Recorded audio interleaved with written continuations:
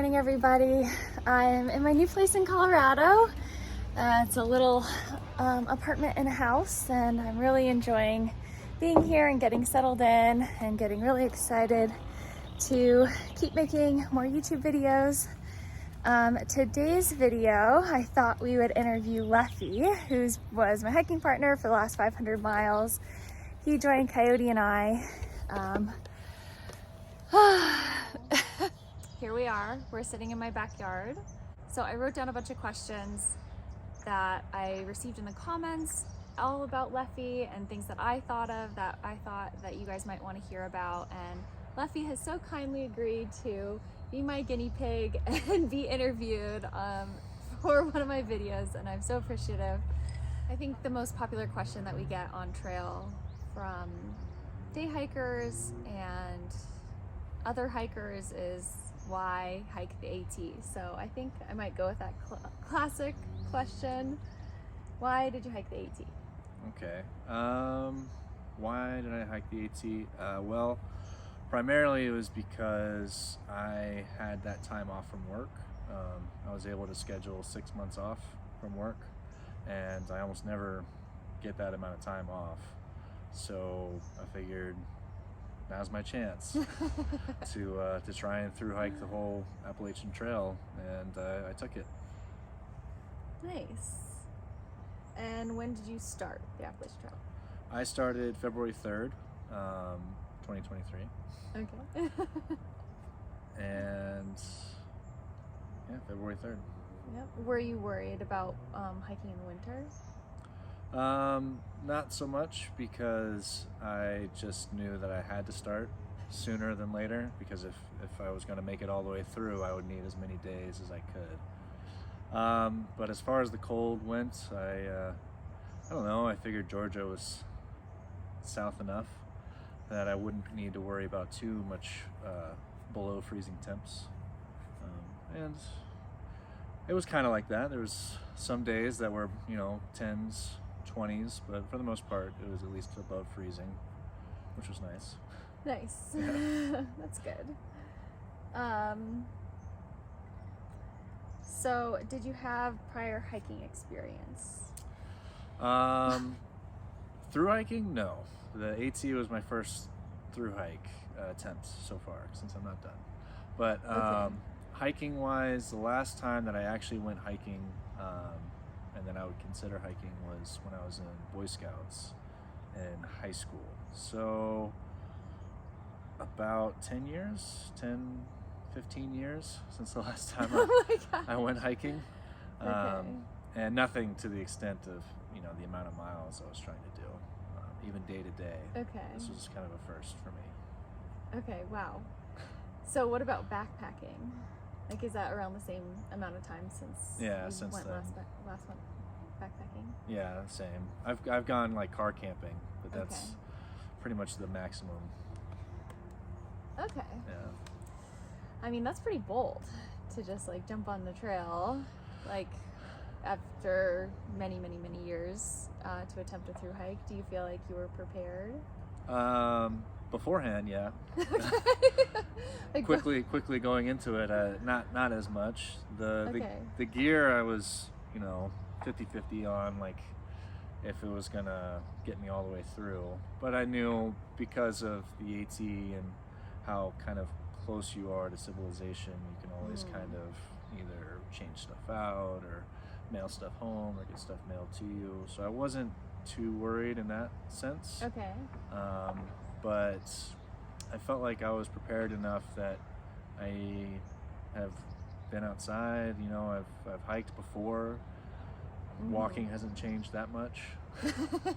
So I thought I could at least, I don't know, fake it till you make it. Yeah. Until I eventually made it. Yep. Nice. That's awesome. I definitely feel like you were so successful for having it be a first time through hiking attempt. But tell us about how it changed from your initial plan starting in February, taking 6 months. Tell us about how it changed. Well, so I had prior commitments, before I started getting on the trail. And one was a wedding, bachelor party, trip with some friends, and generally I didn't want to miss those because I had this time off from home, or time off from work to be home. So while I am hiking the trail, I still wanted to see my friends and do those, events with them. So starting out February 3rd, I knew I had to average a certain amount of miles per day, and I was not making that average. Far from it. Okay. And I quickly realized that I probably wasn't going to make it all the way through in one sitting, one straight, trail, one through hike, Nobo. So by around Damascus, I decided, okay, I got to Damascus, which is around mile 470. And you started at Springer. Yep, I started at Springer. So I did 470 miles approximately, and I had to get off trail for one of my trips with friends. Okay. And when I came back, or when I was coming back to the trail, I knew that I wasn't gonna make it to Katahdin in my 6-month time frame, and I still wanted to finish the trail in a calendar year. And the fact that Baxter State Park closes in October, I knew that, when I go back to work, by the time I get back, it'll be after October. Okay. So I wouldn't be able to summit Katahdin when I got back on trail in the winter. So I flipped up. I became a flip-flopper. Okay. I flipped up to Palmerton, Pennsylvania. Okay. Which is at the Lehigh River. Yep. Approximately 900 miles south of Katahdin, and started back up from there. Okay. So how many miles were you averaging in the beginning? About 11 miles a day, and I think if I remember right, my average that I needed to make was 17. Okay. So not close. Okay. Do you feel like you hey, look, a ladybug landed on me. I think that's lucky. Look, can you guys see it? Nope. It flew away. Oh, it's here. Come here, ladybug. How many dots do you have? I actually don't think that's a ladybug. Yes, it is. No, because the ladybugs have the red with the white spots on its shell. So it's just a beetle? It's some kind of I'll have to look it up later. I thought ladybugs had the red and white. I thought they were just red little beetles with like black spots We'll or look it red up. spots. We'll look it up. Okay. Anyways, did you feel prepared with the gear that you started out with? And how much was your pack weight? It's a loaded question because you know how much my pack weighed at the beginning. As far as the gear, let me answer that question first. Starting out, I thought I had the gear that I needed. I did what you would call a shakedown hike beforehand. I live in Texas, so I did a shakedown hike at Enchanted Rock, which is kind of central Texas. It's not many mountains in Texas, but that was the closest one I could find. Okay. And I was there for a few days, hiked every foot I could on every trail. It's not very much, but it was about 20 miles, I think, over the weekend. And tested it out in the rain. It went below freezing. One day it was hot. It was crazy. I thought it was a great 3-day stretch for testing out all my gear. And that was the first time that I set up my tent, all that stuff. Wow. So, oh my gosh. So at least I did all this before I got on the trail. Okay. At least there's that. That's true. So I felt comfortable with the gear that I had. Okay. And that I could at least face a lot of the environment that I was expecting in Georgia. Okay. As far as the weight of my pack, I believe I didn't actually weigh it the day of, but with let me see, it was 2.5 liters because I had a 1.5 liter water bottle and a 1 liter water bottle. I had them both filled. Okay. So with about five days of food, 2.5 liters of water, my pack weighed roughly 48 to 50 pounds. Woo! Whoa! Oh my gosh! Yeah. Yep. So obviously it got lighter as the trail went by. Yep. Yeah. When did it get lighter? My first of many, I would say, shakedowns of my pack happened at a hostel around the bend, which is at Dick's Gap, mile 69, I think. And there, one of the guys I was working at the hostel, Swagman was his trail name, he helped me kind of shake down my pack, and I traded out some of the things that, like my rain jacket and my puffy, weighed about a pound each. Oh my god! So obviously packed those up, sent those home, and Hostel Around the Bend had a great really nice gear shop, for yeah, sure. really nice gear shop. Yeah, you can see that in, like, I think one of my super early videos, like maybe within the first week or so. Yeah, you probably got there a lot quicker than I did. Like day 2, Yeah. probably. I'm just kidding. Yeah, probably about day 7 for me, day 6. Okay. It's probably day 4 or 5 for me. But so I was able to trade out, like, I got a new rain jacket that probably weighed like 2 ounces. Okay. And, holy smokes. yeah, it was a Light Heart gear, I think. Okay. And then I was able to get an Enlightened Equipment puffy. Nice.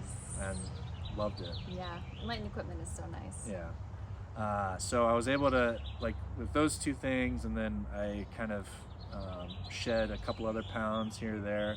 I was able to get it down to about, like, with weight and 3 to 4 days of food, I was looking at about 40 to 42 pounds.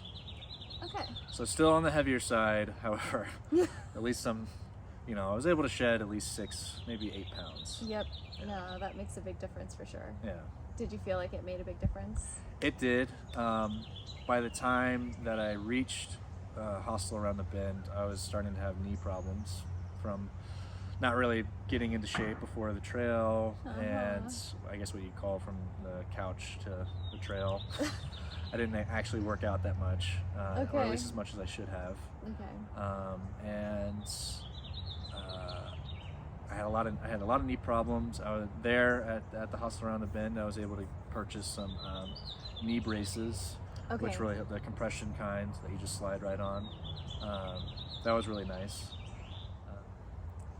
So your gear changes made a big difference, and you started kind of having knee problems. Yeah. But the compression sleeves helped. How long did you wear the compression sleeves? So the compression sleeves did help. I remember what I was going to say is that I also changed out my shoes. Okay. I was wearing boots, Keen boots. Okay. Were they waterproof? Waterproof, yes, waterproof. Okay. And I had broken them in beforehand too. Okay. Some trail preparation there. Oh yeah. No, I think I walked for at least 50 to 100 miles. Okay. Nice. Beforehand, so they were well worn in, and they were good boots, but because of the pack weight and I wasn't physically ready, and maybe my boots, I'm not sure. I kind of talked it over with not only Swagman but the owners of the hostel, and decided to mail the Keens home and got Topos. Okay. I can't remember which one. I think it was the Ultra Venture, maybe 3. And so the new shoes, less weight in the pack, and the compression sleeves for my knees definitely had an impact. It was I could feel like I could move a lot easier. Okay. As far as for how long I wore the compression sleeves or the braces,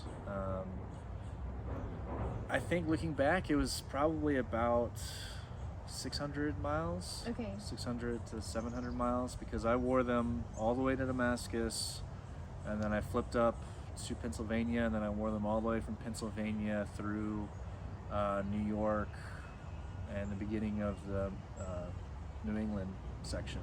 Wow. I can't remember exactly when I mailed them back, but it was definitely a good bit of trail. Okay. Yeah, I could finally feel comfortable walking without having to slide on my braces every morning. Yep. Yeah. Did you have any chafing on the back of your knees? Because that's like how I felt when I tried out compression sleeves for my knees. There was like really bad like chafing and pinching, and it was just so uncomfortable for me. No, thankfully I didn't. I didn't have any of the chafing or pinching.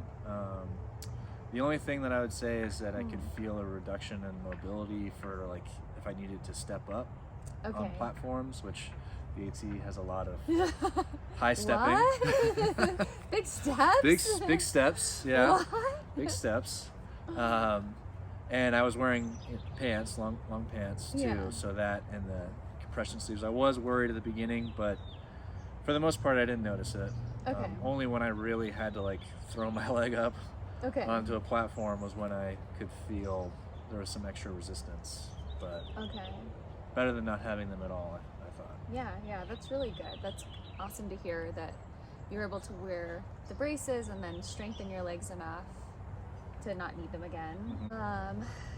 I actually want to circle back to what you do for work, because this is like not having, I mean, you know, you don't have to share too much or whatever. Sure. But it's a pretty unique job, I think, or like opportunity to have the amount of time off that you have had, and then kind of share what your plan is for finishing the rest of the trail. Okay. Well, yes, the number one perk of my job is having the time off. Yep. By far. What I actually do, job title is I'm a merchant mariner, which is another way of saying like a commercial sailor. Not like a fisherman or anything like that. It's for cargo vessels. In my case, I hold a chief mate, unlimited tonnage oceans license. So that means that any ship, you know, like tens of thousands, like the ship that I'm sailing on now is approximately just over 60,000 deadweight tons. Oh my gosh. So whoa. It's about 200 meters long, Oh 32 meters wide. Oh, there's a hummingbird. Oh wow. I'll have to try to catch some of the hummingbirds so you guys can see them, because With they've your been camera, kind of flying around. not with your hands. Not with my hands.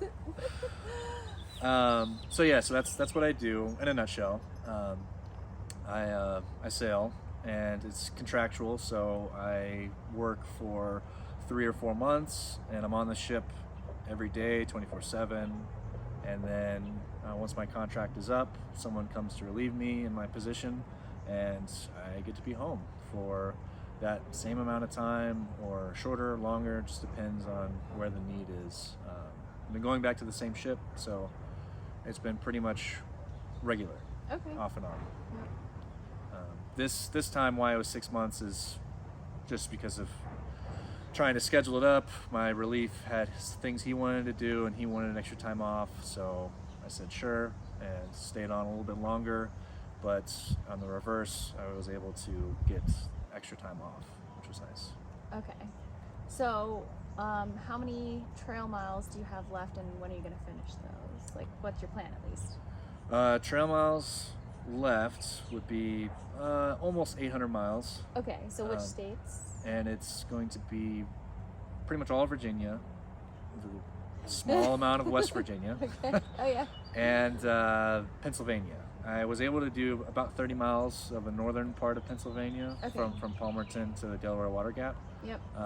So I'm going to be rejoining the trail in Palmerton at the Lehigh River, and then heading south to Damascus, and that's where I'll finish, is in Damascus. Exciting. Yeah, Damascus is a great place to finish. Yeah. Flip-flop. Yeah. When are you going to do that? Well, so I should be going back to work soon, Okay. and 3 or 4 months later, I should hopefully be back in early November. Okay. And then maybe have a week, 2 weeks to prepare. So I'm hoping that I can start mid-November in Palmerton, Pennsylvania. It'll be chilly, but hopefully not too cold. And at least I'll be there for the leaves So that should be nice to see. Yeah. No, I bet it will be really beautiful, like a beautiful time to be on trail. Very important question. Will you be vlogging? No. We all want to know. Can we follow you as you hike? I don't vlog. I don't have the patience or the overall awesomeness of vlogging every day, because that's tough. I saw you do it for a month, and that was something that I cannot do. Okay. So, but what I do is I do post on Instagram to my stories, Yeah. mainly so that, like, for a lot of my friends and family who aren't hiking or who haven't hiked or are stuck at home, like, what I like to do is I like to do a daily story where it kind of feels like you're right there with me. Yeah. So that's more or less been my style of social media on the trail. Okay. And then, like, for the Nice. big days, I'll try and make posts Okay. on my actual, like, Instagram. So. Okay. Cool. Okay, so far we've learned that you started February 3rd in Springer, you hiked to Damascus, and then you decided to flip up, and then you flipped up to Pennsylvania, and you hiked all the way to Katahdin.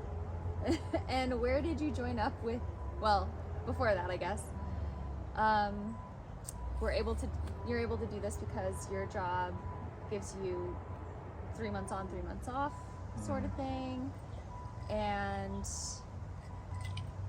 you jumped on the trail kind of fresh from the couch, not too prepared, but at the same time you had a lot of prior experience from when you were a teenager hiking, and you made some gear changes. Yeah, and quite a few. Yeah. I sent a lot of packages home for sure. Yep. Yeah. Yep. And then you're planning on finishing the trail in November and December. So when did you and I start hiking together? The first time and the second time. Ah, that's true. So both. Okay, so we met right before the Smokies, Yep. and True. I was hiking with Woodchuck at the time. Mm-hmm. Same day, actually, same shelter. Funny enough, small world. Same shelter that we met Coyote at. Crazy small world. Yep. Coyote was already at the shelter, and Woodchuck and I came up, met him. He didn't stay in the shelter, he tented out, and then as we were going to sleep, Nix or Stella hiked in and set up shop in the shelter. That night, I remember it raining and leaking into the shelter onto you primarily. Yes. Yeah. And then we hiked out the next morning. That's where you met Coyote for the first time. Yep. I didn't meet Coyote that evening. Yeah. I didn't meet until the morning. Right, because he was tenting. Yep. And we all kind of hiked out at different times, and then Woodchuck and I met up with you later at the hike. In. Yeah, the hike in. Hike in. And Fontana Dam. Yep. And then we did a day, one whole day hike in the Smokies, and then you took off at like 4 in the morning. Not 4. Okay, maybe 5. Okay, maybe. And pretty sure that was going to be the last time that any of us were going to see you, because you were hiking crazy miles. Yeah. I think I remember the night that you walked in, or that you hiked in, Woodchuck and I were asking, where you came from that day, and you said you came from the NOC, and we were like, oh my God, like that was 2 days for us, and you did it in 1. Yeah. It was just a night of continuously, like, just setting the bar and raising it and raising it and raising it. Oh. So I knew fun. that when you were leaving the morning in the Smokies, it was like, never gonna see you again. No. I had so many sad moments like that, I think. Yeah. With different hikers. I mean, not that I met that many, but I did have to say hello and goodbye to so many. Yeah. Well, perks of hiking very far Mm. and for very long. Yes. the downfall of hiking very far and very long. Yeah. And then the second time, and that's where we pretty much stayed all the way until Katahdin, was Hanover, New Hampshire. Yep. Okay. May 16th. May 16th. Yeah, May 16th in Hanover. I had just gone off trail for the fourth and thankfully last time, and made it back into Hanover the day that the day after, the day of. Yeah, the day after that you and Coyote walked in. Yep. Or hiked in. Yep. Yeah. And then that morning we all left together. Yep. And we had been staying in touch online. We had like a group chat with Woodchuck and Blink and some other people, or Woodchuck, Blink, and you and me. Yeah. From hiking in the Smokies, and that was like a fun part of trail, is that like even if I wasn't hiking with other hikers all the time, a lot of times I would end up in little group chats. Like I had another one with like Dawn the Outdoors and Sandra, who I met in the middle of the hike at some point. And so anyways, we were kind of in touch, and so like I knew that Leffe was going to be like, it might be possible for Coyote and I to catch him. But then you upped your miles quite a bit when you jumped to Pennsylvania, and so then, and Coyote and I we were kind of just like consistently behind you and so we wouldn't have caught you unless you took that time off. Yeah. So you took the time off to go to a bachelor party, or just to see some friends. It was to see some friends in Chicago. Yeah. And then it was like, awesome, we're gonna be able to catch Leffe, and then Coyote and I were excited that it all worked out. So we started hiking together in New Hampshire, and Hanover is like the first trail town in New Hampshire. Mm-hmm. So we technically hiked the entire state of New Hampshire and Maine. It's right at the border. Oh yeah. The Connecticut River. Yeah. Oh yeah, that's crazy. Okay, so what was your favorite memory hiking with me and Coyote? Favorite memory hiking with you and Coyote, I would say probably the day that we went up Washington. Okay. That was a great day. Yeah.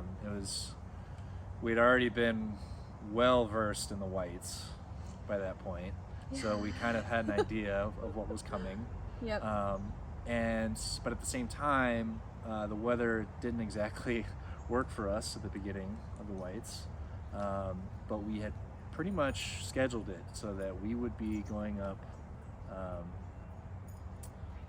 Washington on like one of the nicest days, and we were actually hoping for like a lot of good views, and we did get some. There were some windows, because Washington's notorious for just being socked in with clouds. And I would say that was my favorite day, because I think I told Coyote this, but I don't know if I told you this, but hiking and summiting Washington was a big day for me, because I knew that there probably wasn't a good chance that all three of us were gonna summit Katahdin together. Just because of how I knew that Coyote had his own, he had his own things that he needed to take care of after the trail, and obviously I had my own stuff, and then you as well. So the fact that all three of us all being able to summit Katahdin on the same day, I wasn't too hopeful. I think I gave all three of us like a 5% chance, and then just you and me, I think, had like a 50% chance, just because of how, you don't know how the trail is going to turn out. Yeah. But I was really thankful that all three of us were able to get up Washington together. That was so fun. It was such a good day. Yeah, definitely. If you haven't seen that video, check it out. I don't remember which day it was, but the hike up Mount Washington. So then, what was your worst or most challenging memory with me and Coyote? Yeah. Those can be two separate ones if you want. Well, I don't know if there was a worst per se, just because it was fun hiking with you two. Yeah. Up until that point, especially in my northern section, I was really hiking by myself. So it was a different dynamic hiking with other people, especially people that I already knew and was friends with and had been chatting with. So I would not say that there was a worse day. Okay. However, there was the most trialing, day, and that was Franconia Ridge. Yeah. Which I would imagine that you would agree as well. It was Yes. probably the most trying day. That was definitely. Where it was just, It was 40 to 60 mile an hour winds going up Mount Lafayette and Mount. Definitely Garfield at the end. Well, Garfield, that was the cherry on the top. Gosh. Just an ice luge straight down Yes. to the shelter. It's not over. Yeah. Like we got there at the end of the day. Yep. Like nighttime. Nighttime. It was. Yeah. It was At least the snow, was white, so it lit up the trail. Oh So you my knew where to go. So you could at least see the snow luge. You could at least see it as opposed to just getting off trail. Oh. It's the silver lining, I'm sure. Yep. So that was your most challenging. Definitely the most challenging. Okay. Still though, I love a challenge. Yeah. I can now look back on it fondly. Yeah. At the time, it was definitely challenging, Uh-huh. and just needed to stay as dry as I could, Yeah. stay as warm as I could. Yep. But it was fun in the sense that you can't expect to have a day like that unless it just pops up on you. Uh-huh. Yeah, it's kind of like we did it, it's just Yeah. like, oh my gosh, that was just so intense. And I didn't pull my camera out enough, so even if you watch that video, it's hard to see just how challenging it was, just miles and miles of whiteout conditions with sideways wind, up on the ridge, and then up and down snowy mountains that were icy. And it was just crazy. And then I think the hardest part for me on that day was right before we got to the shelter, it just was we just started downpouring, a thick downpour. Yep. Yeah. And we just got even more soaked, and then we didn't know if the shelter was going to be full, and just peeling off everything all wet. And it was full. And it was full, but there was room for us. Yep. There was But enough room. it just felt, and it was so late at night, and it just kept, it just didn't let up that day. It was the whole day was challenging. So now it's just oh my gosh, I'm so glad we made it through and safe. That's always my number one. No matter what happens, as long as we make it through safely, it's okay. It'll be okay. And it's probably a good thing you didn't have your phone out too much, because it would have probably made things even more I dangerous. would have fallen. Yeah. Okay, so how was your overall experience hiking with me? Okay. What was that like? I would say my overall experience would be that it was fun. Okay. Yeah, it was a good time. Honestly, I'm sure everybody knows that you're a very cheerful, very bright person. So, just having you around was definitely an emotional and a mental boost on day to day, especially going through Maine, and the rocks and the roots, and the bugs and the water. It was good, it was good to share misery for sure. But the fact that you were able to laugh about it, maybe not in the moment, but it seemed pretty quickly, you had a quick turnaround from your lowest lows to your highest highs. So that was a lot of fun, I would say. Made things a lot more enjoyable. Okay. Than just suffering in silence and just trudging through. Alone. Yeah. Yeah. But then how was it, were you kind of having the same challenges mentally and physically that I was? Because I think you guys saw a lot of, I had quite a few, crying breakdowns, and I might not have captured all of them, but just, it got really hard for me the last 2 months, and, Leffie and Coyote were there, especially Leffie, because Coyote had to start going faster, and so we weren't with him as much at the end. And so you saw a lot of me facing this is really, really hard, and I'm pushing to keep going. And how was hiking with hiking with in me that context? in that context, and then Well, I think, you know, to double down, I would say like you were definitely feeling or facing a lot of hardships, especially with your knees. I mean, I was on the reverse. I was really happy that I was able to, you know, hike with you and Coyote, but also that I didn't have to worry about my knees. I had finally, it's like we had a, you know, totally reverse of how the trail went. Like you were ready for the trail and then crushed a ton of it, but you know, sometimes it just doesn't, like physically things happen. And so my story is that I started out not ready for the trail, and I had to work my way and just heal my body and heal myself until I could start hiking larger miles and feel like I was doing well. But as far as hiking with you in that circumstance, yeah, I mean, like, it sucks. Like, there's a lot of times it sucks. There's a lot of hardships. It's not always going to be the most fun experience, but at the same time, like, you're going through it, and you're going through it with a sense of, I can do this. I can finish this mile. I can finish this morning. I can finish this evening. I can finish the day. And at the end of the day, you crawl into your tent, hiding from the mosquitoes. Hiding from the mosquitoes. You lay down after you just ate your whatever ramen bomb or protein and fat. And you just kind of take it all in. You either laugh or you just sit there in silence and you get ready for the next day. But I had a great time, and I enjoyed my time by myself because, like, I started the trail by myself.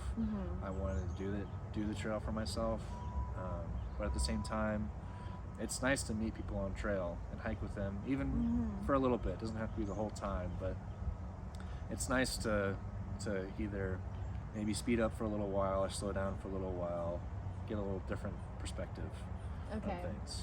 So you had that was good. Yeah, that's good. I'm glad to hear that. You know, it's just like, I think that I was just like so thankful to have you and Coyote those last couple months, because like I also really enjoyed my alone time, but hiking with like you two, and then when I got to hike with other people, it just really elevated, I think, the trail for me in a lot of ways, and you guys really supported me. And I mean, I think I could have made it, you know, like on my own. I think we all supported each other. Yeah, I think we did. Like I said, like it was definitely an emotional and mental boost to have you and Coyote there. So kind of, and I think we all three helped each other out. Like, all it takes is for one person to, you know, be out in front and take everything right there, and then the other person or the other two people can look at that and be like, all right, if they can do it, I can do it. So that was nice to have, especially in New Hampshire and Maine, where everything seems to come together on the trail and really tries to batter you down.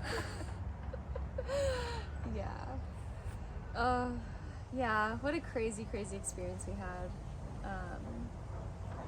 Well, I think that might be it for this video. I'm again so thankful I got to hike with Leffe, and I think from all the comments that I've read, you guys really enjoyed having him like on the videos too. And so that was a lot of fun. So many memories together, and just trail family is like no other family, and I'm really thankful, so thankful that my trail family was you and Coyote, and I think you guys could see that too. And so if you made it this far in the video, like, thank you so much for being here and for getting to know my hiking partner Leffe. And I hope you enjoyed it. Let us know in the comments anything else you want to know. Maybe we can persuade Leffe to try out the vlogging thing. I'm peer pressuring him because it would be very fun. Maybe I'll be able to visit him and do some trail magic for him when he's on trail. Much appreciated. Yes. So let us know in the comments what you thought, and thank you so much for watching. I'll catch you in the next one. Bye. Bye. And it didn't rain.